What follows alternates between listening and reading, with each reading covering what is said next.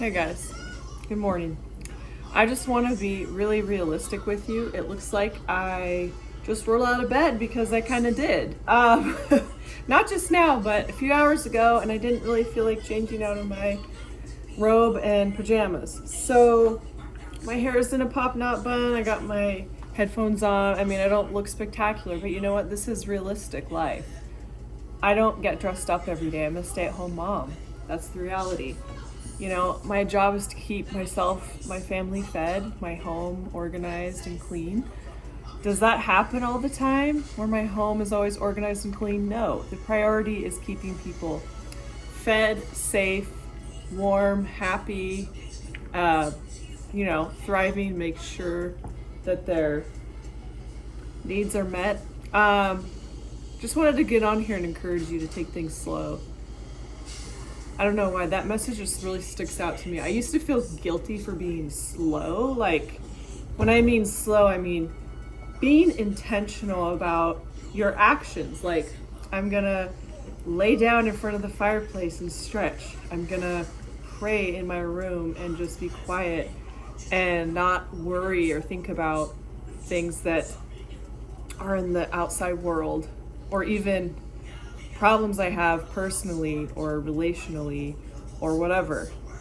Connecting to God, reading a Bible verse, doing things slow, preparing your breakfast, preparing your lunch, doing chores, whatever it is, whatever you gotta do, run errands, do some pending appointments or chores or whatever.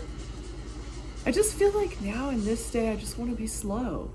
I used to be like, go, go, go, rush, rush, rush, try to cram and fit everything in. Now, granted, I understand that there are some jobs and situations and ways of life that are fast-paced, but being a stay-at-home mom is generally not fast-paced.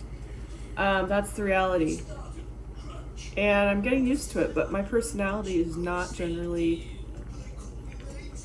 slow-paced, or I don't enjoy it necessarily. I usually like jobs that are fast-paced. I like to be in environments that are kind of quick and fast. I'm starting to enjoy now just the simplicity of nature with nothing else around. I'm starting to enjoy the quiet. I'm starting to enjoy, spending time with my kids, doing activities with them. They operate at a lot slower pace in general because they're learning. And I feel like our society used to be slow, but with technology and the Industrial Revolution and everything that's come with that, we've been able to be fast, fast, fast. Speaking of that, fast, I gotta turn off my soup really quick. Just hold on a second. So, I guess in this fast-paced, chaotic world where information just comes left and right, you have the whole internet world at your fingertips. You can learn anything just on a dime. You can have things sent over the internet here and there. You can get a ride from an Uber and just go wherever you want. Everything is just so easy, convenient, and quick. But at what cost? For me, I'm trying to enjoy a home life where I can feel at peace and not feel like I gotta be somebody great. I gotta do great things. I gotta hike a mountain. I gotta prove myself to the world that I'm strong and that I'm capable. I gotta climb the corporate ladder. I gotta be the boss. I gotta make lots of money. I realize that all that stuff, if you're doing it for attention or approval from others, it's just vanity. In the end, it's just vanity, like in Ecclesiastes. I just feel more spiritual. I feel more spiritual lately. I feel more happy being a mom and a wife and just staying at home. And I do go out sometimes, but not all the time. This is the time of year where people are at home because it's raining, it's cold. You can't really do much in this weather. Outdoor stuff, anyway. So when I do go out, I try to enjoy it when it's sunny. But obviously during the summer and spring, we're more outside and active and busy, out and about.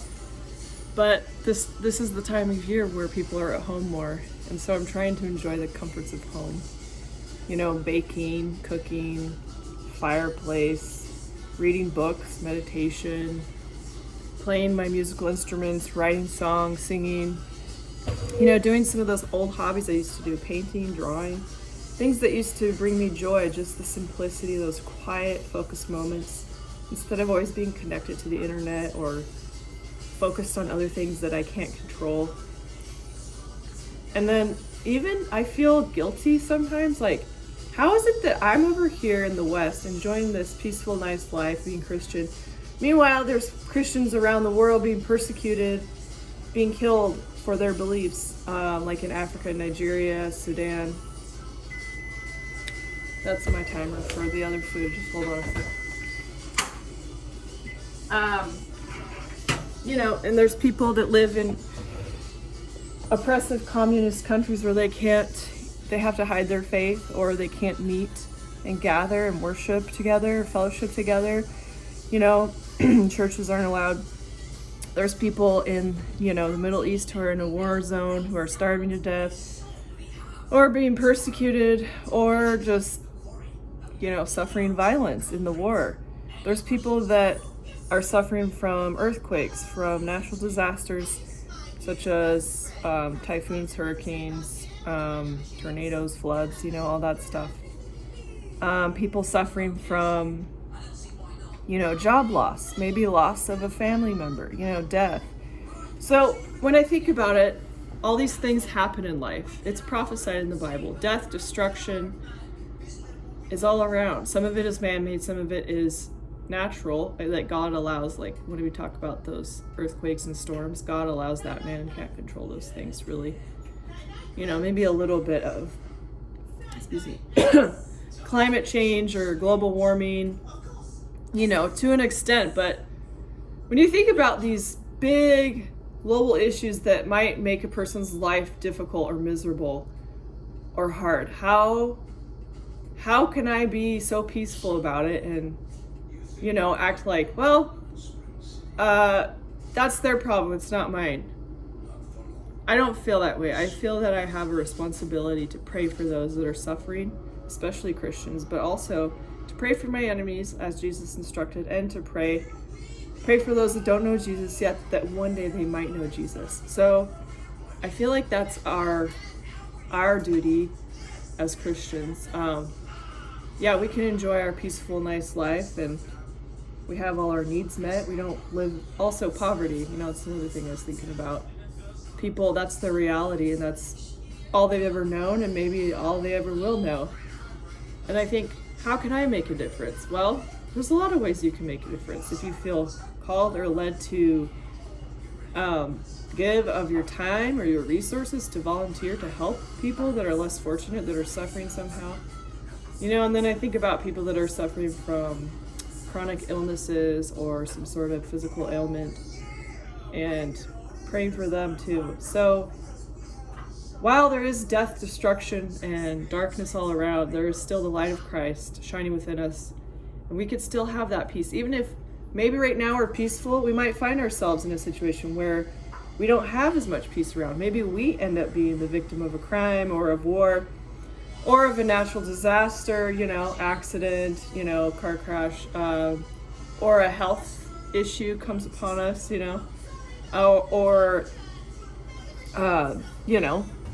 the economy's, not going, as we can see, it's not super great right now. And a lot of people are scared. They're like, well, what if I just lose my money? What if I lose my job? Or, things just don't go well. I just like to keep my focus on Jesus and on heaven and our heavenly destination, our heavenly goal.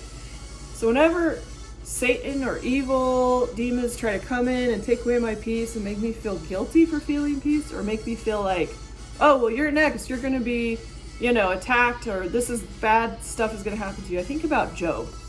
I like to think about Job because God allowed him to be attacked by evil. He allowed him to be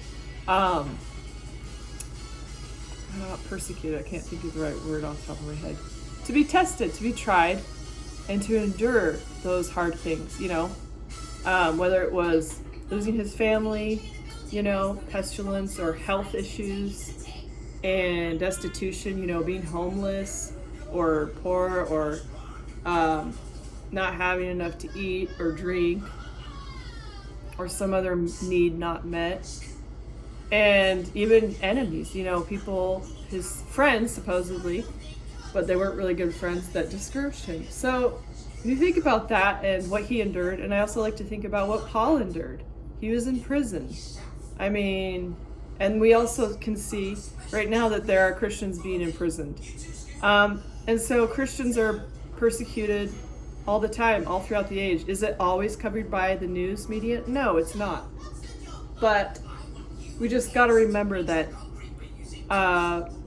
you might be next. But that doesn't mean we have to despair or feel like, oh my God, when am I going to go to jail? When am I going to be killed for my faith? Am I going to be persecuted? Or, even if it's just people making fun of us or saying mean things about us, or any number of things that come against us, whether it's physically, spiritually, mentally, we still don't have to be afraid, and we can still have hope and courage. And even just taking a moment to open your Bible and just read a verse. I like to use the Bible app, the YouVersion, because it just helps me focus. It has a verse and then somebody talks about it, like a little video, and then you read like a little summary or little mini sermon, and it just kind of helps me stay focused on positive things.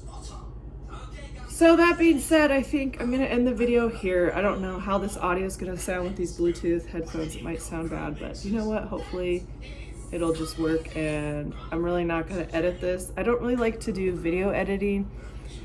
Mostly why I make videos and why I put out content like this is just to help encourage you all. And it helps me feel purposeful. Like if I'm inspiring or encouraging somebody with what inspired or encouraged me from God or from just living life, then that's the goal. And to know you're not alone, and I care about you and love you, and it's all about the soul. So I hope you feel that love from your Heavenly Father and from me, and I hope you stay encouraged in the faith. Don't give up. Love you. Bye.